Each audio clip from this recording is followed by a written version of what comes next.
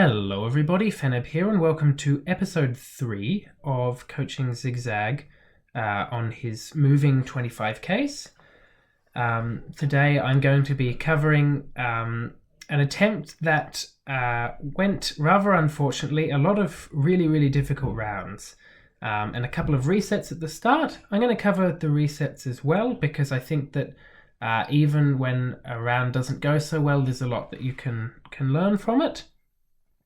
So yeah, let's jump in. So, let's see how we go here. Will it be a nice, easy country first? Okay. Chile should be fine. We were just practicing Chile. I was just confirming that we're on the right map even. So when we 5K, we've got the bus stop and the off-road here. It feels like it's a bit further south, right? Let's just check this sign first up. So, first of all, a really good job with identifying the things necessary to 5K. Off-road and a bus stop, and that's again pretty much all you should need. So yeah, really good start to the seed. Let's continue. I would say. So El Paraíso. I feel like I've heard that place. I could even just quickly have a look here. El Paraíso. I feel like might not show up. Okay, but let's see which direction actually looks more promising here. I feel like this direction has a bit of promise around the bend. So yeah, a couple of things there. First of all, as he realized afterwards, he missed the sign that was just here. Yeah, so this sign here, you can just see it. He misses it, which is unfortunate. But yeah, that's just one of those things where it happens and you look at it afterwards and you go, how on earth did I miss that?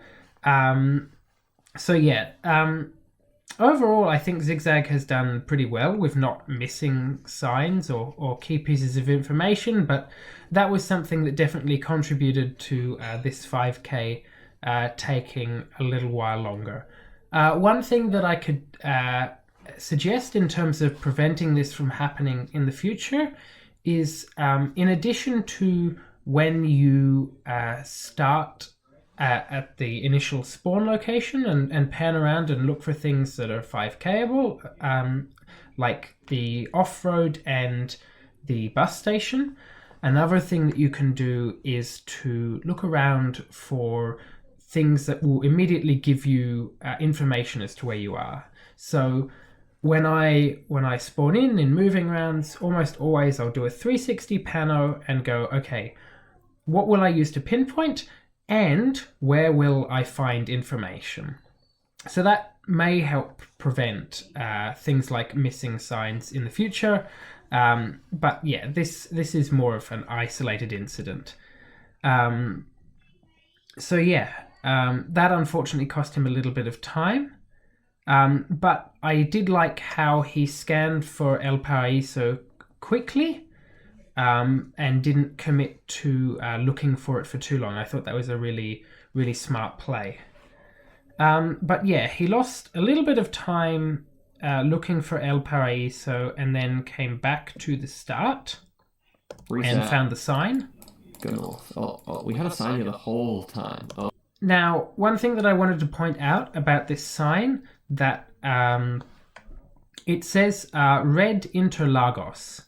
So the red Interlagos, when you see that on a sign, that indicates a number of different roads that are essentially sort of tourism roads through parks and different areas in Chile in the provinces of Araucanía, Los Rios, and Los Lagos. So when Zigzag goes to scan for the different cities that he finds later, he scans in the right region anyway. But if you're not as familiar with Chile as he is and haven't done as much practice, then that's an easy way to limit the region in which you're scanning. So if you see red Interlagos, then you're going to be in Araucanía, Los Rios, or Los Lagos, and those provinces will appear on the map. So yeah. the pinpoint ended up being a little bit confusing, and I wanted to sort of point out one thing as to why it looks a little bit confusing, because he ended up resetting because he couldn't find it. Northeast, so let's have a look at that.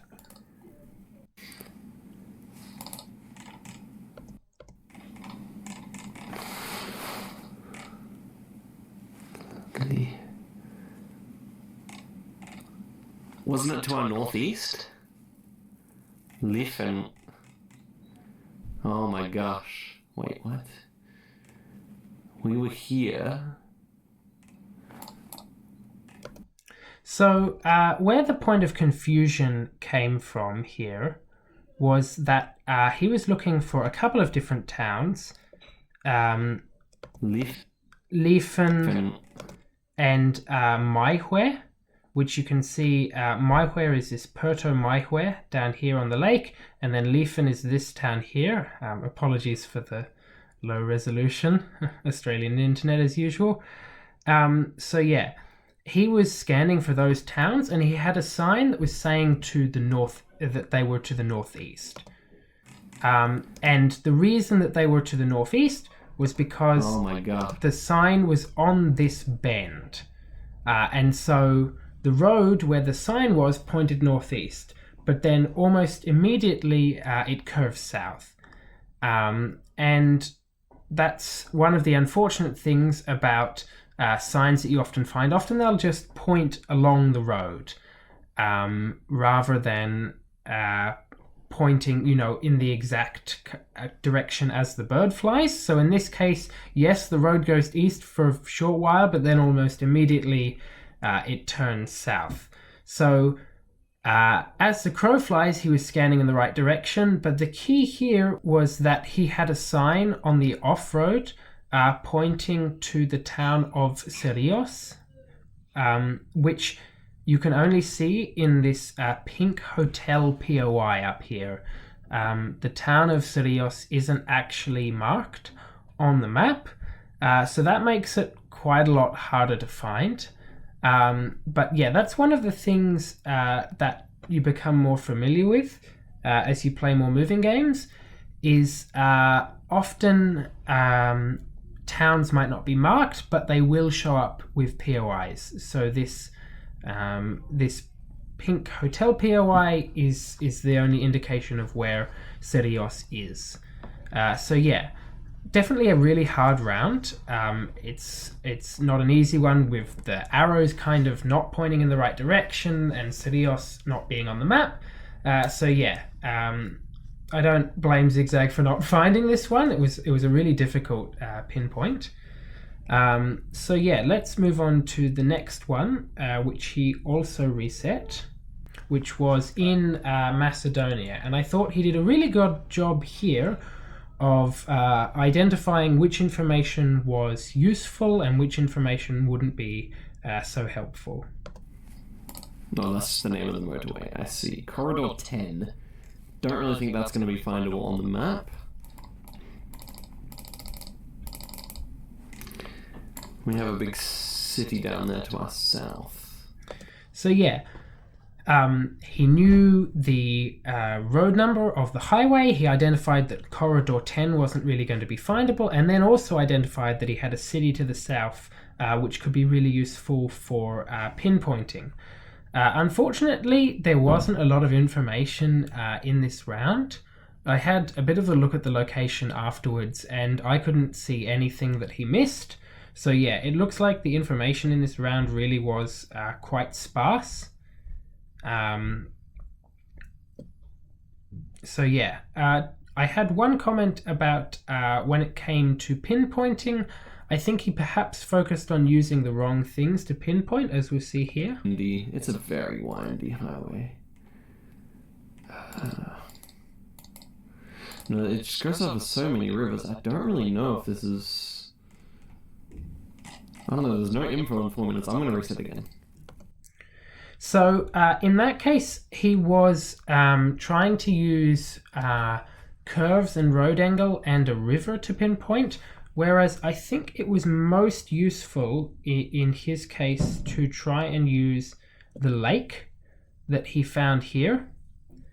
there was a lake to the south of the road, and I think that was probably the best thing to scan for in terms of trying to pinpoint just off of scanning along the highway.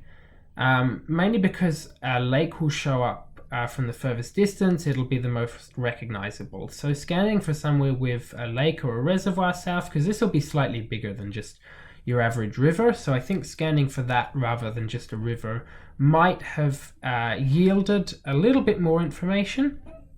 In terms of how to approach finding info in this round, because again, I checked where he went afterwards, and I don't think he missed any information in all of the coverage that he traveled to. My suggestion would be for rounds like this, you can see that he starts out on a highway, on a bridge, and there is a road that he pans pretty quickly past, but there's a road that it goes over.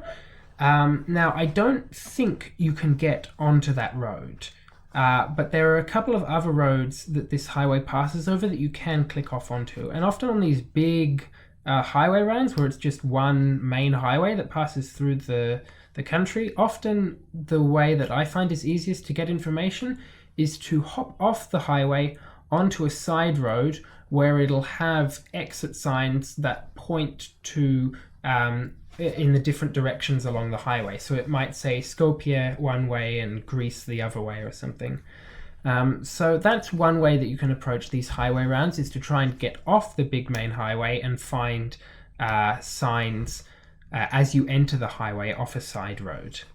But yeah, really hard round, and I think the reset here was totally valid.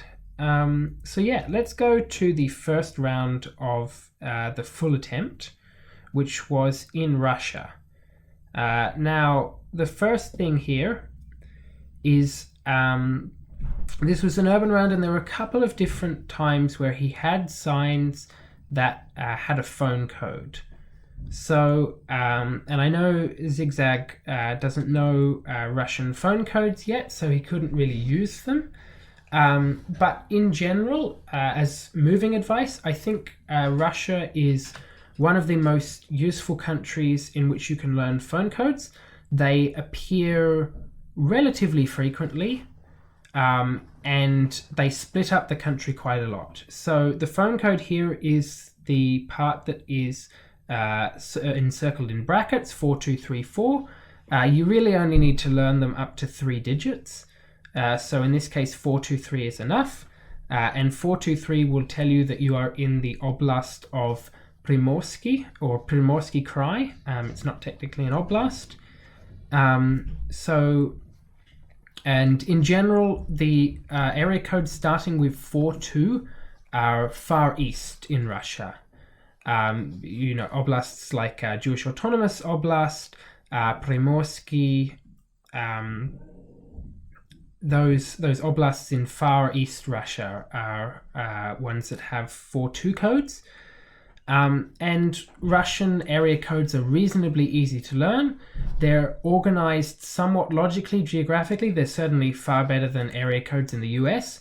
So if Zi8gzag wanted to learn a set of area codes, I would highly recommend at some point learning Russian area codes. I think they're some of the more useful ones that you can learn, and one of the easier ones to learn, actually. So that's area codes. But one thing that I've noticed that's been a bit of a trend in his latest 5 cases, he's done a really good job of, once he knows what city he's in and the rough area, backtracking and 5K'ing and finding the pinpoint pretty quickly. So yeah, this was another good example that I'll show here. That's correct. 5K. We have the off-road like that, and then we come out west to a highway, so more like that. Do we actually just get the road name here, maybe? No. We have a bunch of businesses, long businesses. everything just continues down. Yeah, this is 5K. So yeah, he did a really good job there of confirming that he had the 5K even without having the street name, and using the park and the off-roads to pinpoint there. I thought he did a really good job. So yeah, let's continue onwards. This next round was a fairly rural round in Indonesia that was quite hard. It took him almost the full 10 minutes, and to be honest, I think it might have taken me almost the full 10 minutes as well. This was a really, really hard round. Nice. Oh no. We're growing rice. Okay. Okay.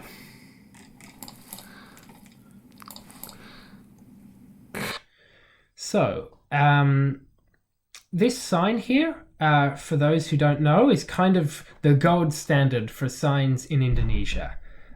It pretty much tells you exactly where you are, and Zigzag uses it very well as well, but I'll explain it here for people who don't know Indonesia addresses or how they're structured. So first of all, it says Provinsi Riau. So provinces are the largest subdivision in Indonesia. You can see Riau, it's labeled on the map. Then Kab here is short for Kabupaten. And those are the next largest subdivision. So this is the Kabupaten Rokan Hulu. Now Zigzag correctly identifies Hulu means upstream. So this is the Kabupaten that is upstream along the Rokan River. So it's on the western half, or in the western part of Riau, where Riau borders North Sumatra, and it's upstream. So its counterpart is Kabupaten Rokan Ilir, and that's on the coast. But Rokan Hulu is kind of, it goes up to kind of the mountains in the western part of Riau. Then the next largest subdivision is Kecamatan Ramba. And often Kecamatan aren't labeled, you just find them through POIs, which Zigzag does correctly. He finds Ramba through POIs, and then the town that you're in is the desa. So desa is essentially like a town or village, and in this case, he got a little bit confused and thought that the desa might just be Maju, but the desa is just Sukamaju. And then the street name is Jalan Diponegoro. So Jalan means street. So that's how Indonesian signs work. Zigzag used all of this completely correctly. So yeah, he's still got a lot of experience from his practice doing Indonesia stuff with Jake, and it shows very well in this round. So yeah, this round was quite a hard round because again you have to scan for the Kecamatan and the desa using POIs. But again, once he found the desa, he did a really good job again at backtracking and finding the pinpoint, which I'll show here. St. Ignatius? Wait. Angle's right. Bend is pretty good. Straight. Yes. Church there. Yes. Bend of this road. Okay. It's a full bend, like. Yes. And it goes straight. Wow-wee. So yeah, really good identification of the pinpoint there. There were a couple of general thoughts that I had about this round. One, he nailed in terms of scanning for the Kecamatan and the desa. That took a little while, but it would have taken me just as long. Like the scanning there was really hard. Two, the use of the church and the road angle was, I think, the correct approach in terms of finding the pinpoint. Churches aren't all that common in Indonesia. They're certainly more common in some provinces than others, but you won't see a lot of churches in Riau, for instance. Riau is a majority Muslim province. There were stretches with numerous different mosque POIs, and there's really only one church POI that shows up along this road.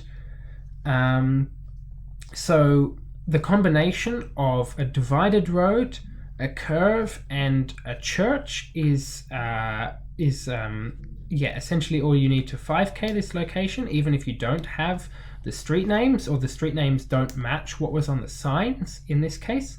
So yeah, Zigzag ended up going with the correct approach, but it did take him a little while. So I think in future he'll probably start to get faster at identifying these combinations of things that you can use to get the 5K quickly. Because sometimes it's difficult, sometimes the road angle is really helpful, sometimes there are heaps of spots where the road angle fits. And in this case, the church was kind of the key. One other thought that I had was in terms of scanning for the Kecamatan, which took quite a while. Something that sometimes works in Indonesia. Now, I don't think it really worked in this round because the road name was slightly different.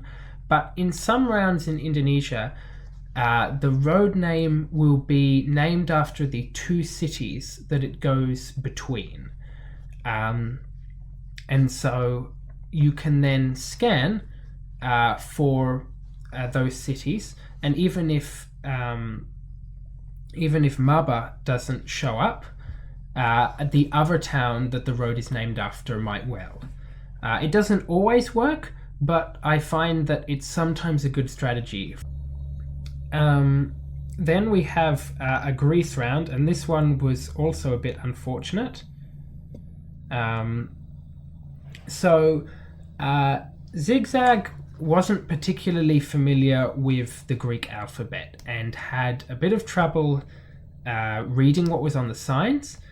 Now, one thing that I would say for moving rounds is that the Greek alphabet is something that is reasonably easy to learn, certainly compared to some other scripts like Bengali or Khmer, which you see in Cambodia, or Thai.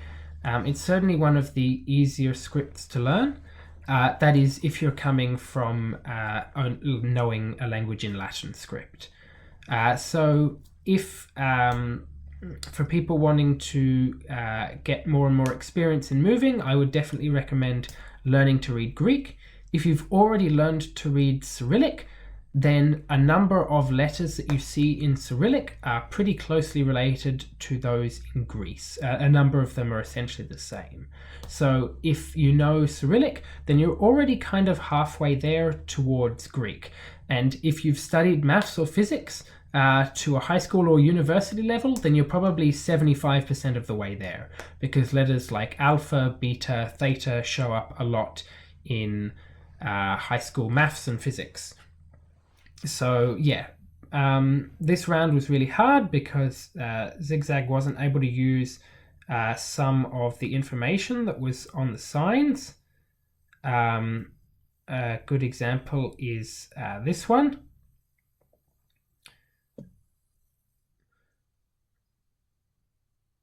So this sign up the top here, it says Athena. And Athena is the Greek name for Athens. So the sign says Athena, and then it also says Thessaloniki. And Zigzag only found a sign that said Thessaloniki in English, and so he ended up scanning near to Thessaloniki instead of between Athens and Athena. He actually read it as Athena and then assumed that it wasn't Athens. But if you see Athena on a sign in Greece, it's 99% of the time going to be referring to Athens. Obviously, in Greece, you do tend to get a lot of towns that have the same name. You see a lot of Agios Nikolai all over Greece. There's heaps of those, and a lot of other towns that also have repeat town names. But Athena will most likely be Athens. So yeah, in this case, I think this round would have been a lot simpler if he had recognized Athens and Thessaloniki and ended up scanning between the two, because as well as Volos. So this town underneath Thessaloniki is Volos, and as you can see, Volos in Greece is a pretty big town. It shows up from a fair distance, and the town that he is in, which is Almiros, is really not too far. It's just here along the E75. It's really not too far from Volos. So if you were scanning between Thessaloniki and Athens for Almiros, then I think that this pinpoint becomes a lot simpler. So I don't think he made too many mistakes here, apart from assuming that Athena wasn't Athens. This was just one that was made a lot harder by him not knowing Greek. That's all that really decided this round. So yeah, the next round was in Switzerland, and this was a pretty clean round, but one that took a little bit of time, and I think that was due to a couple of reasons. One, he came to this sign here, which was a sign that's really quite useful. It has a number of different towns, and I think he made two mistakes here, as I'll show. He was scanning along the red 9 rather than the blue 9 on this sign, which he corrected later, and he also didn't recognize at any point Lausanne, which you might know as Lucerne or Luzerne in German. Often it's referred to by its German name rather than its French name. But yeah, not recognizing either of those two really slowed down the pinpoint. Villa. And why is the 9 red, but here it's blue? It could just be the 9th exit or something. Or Villi. I mean, it seems like that would be the big town name here, right? Landscape-wise, I mean, how big are these mountains? We're talking pretty big here, especially to the south. Definitely. Yeah. No, oh, here's a blue 9. Okay. Okay. It's promising. Olon. I see Olon. In fact, the angle here. So yeah, once he found the blue 9 and found the other towns, that was faster. But he had a sign pointing north to Lausanne, and was scanning for along the red 9 north of, or the sign was pointing north to Lausanne, and he was scanning north of Lausanne along the red 9 for a little while. So I think that cost a bit of time. But yeah, one thing to note from moving in Switzerland, there are both red highways and blue highways. They'll be labeled separately on signs, and you will get duplicates of the numbers. So as in this case, there is both a red 9 and a blue 9. There's a red 1 and a blue 1. So yeah, plenty of duplicates in that regard. Also, I think in the end, he spent a little bit too much time confirming the pinpoint here. I think it's just going to be a matter of... So he has a bridge over a river, and he has come along the blue 9, and so there's really only 3 different spots that can be the pinpoint. There's the bridge that he's currently got his pin on, there's the bridge slightly further upstream, and then there's one more bridge even further up. This bridge here you can kind of discount because you just know that you didn't come that far. The bridge a little bit further upstream you can pretty quickly rule out because it's got the wrong road angle. And then that only leaves you with one possible location. Now the road angle is a little bit difficult to distinguish, and maybe it's mismapped, but in this case I think he spent about an extra minute confirming that, in my opinion, wasn't really that necessary, but I don't blame him for trying to confirm after how the last round in Greece went. But yeah, that's I think one of the main time losses on this round was that he spent quite a while confirming when I think he only really needed to quickly check these 3 different locations, and only one of them really worked, even if you don't confirm intersections to the north and south. So yeah, as you can see, he spends quite a while confirming. Comparing these two. So there is a... So yeah, he has the 5K here, and he's comparing it to the bridge north, but I think the bridge north has the wrong road angle. So I think he could have... He already has the 5K immediately here, and I think in this case, spending a little bit too long confirming was kind of his nemesis here. So yeah, which brings us to the last and final pinpoint, which I think he did really well, especially again in terms of backtracking once he had the town in Australia, his home territory. Probably scan a little of this. Yeah. Reset. Dawson Street should be this one. Or this one, okay. And then we're against the railway track here at the start with a petrol station. So we were just at Dawson, and we, I guess, went... I mean, we travelled east, and we have the bend. So we're not on the bend, but instead probably at Love Street, and that's Love Street. Well... So yeah, really nice at the end there. He knew that he travelled east to Dawson. The curve was west, so he had to be somewhere in between, which left one intersection, and that made the 5K really nice and simple. So that was a really good example of backtracking. Yeah, definitely spent a good amount of time there, didn't spend too long confirming everything. And that's something that, again, he'll probably continue to improve on as he keeps getting practice.